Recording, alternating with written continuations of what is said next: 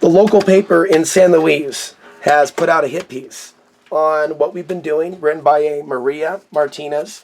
And there's a lot of slander here, a lot of allegations, and Manny's been taking a look at it. Yeah, so what we're seeing here is them using the media in order to keep the local citizens in fear, portraying us in a bad light in order to keep people viewing us negatively, so that it makes it easier for them to segregate us and pass regulations that would eventually get us out of the region. What are some of the ways in which our group has been marginalized? What are some of the stereotypes that are really heavy in this particular one?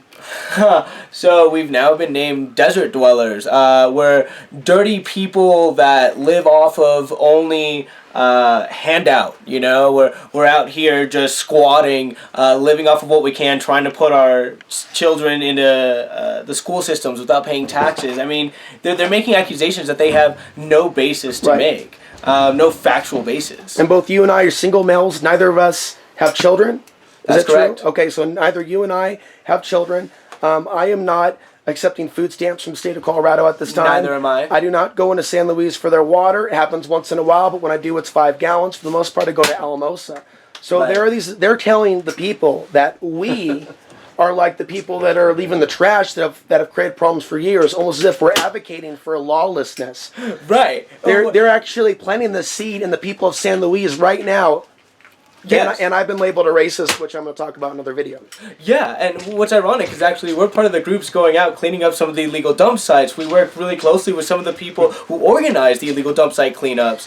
We're out here. Yes, we're out here trying to community garden in Antonito. We work very closely with all of these community organizations. We're a part of the community, but they refuse to let us be. We are not lobbyists for outlaws. Right. And so this disinformation is really and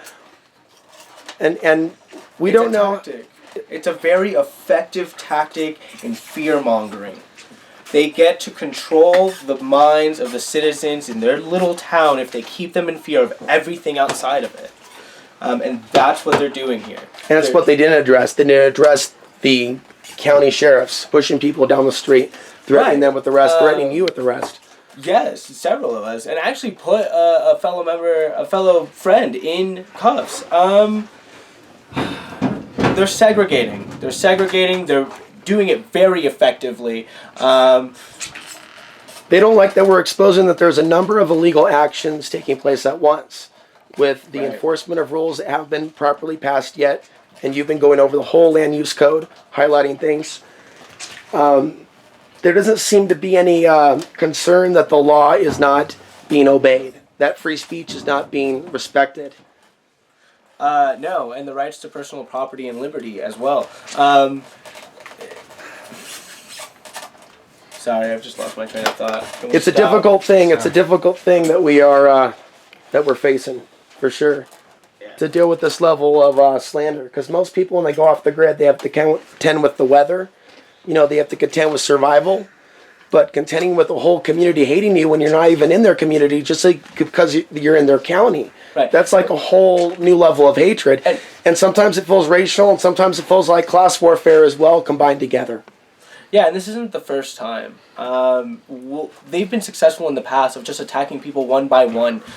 People move in here, they don't have much money, they're just trying to lead modest lives and get through this as peacefully as they possibly can. And so what they come in is they either put more regulation in or start enforcing regulation that isn't there, harassing these people, hitting them with lawsuits, basically forcing them out of the region because they just can't afford to keep up with this level of harassment.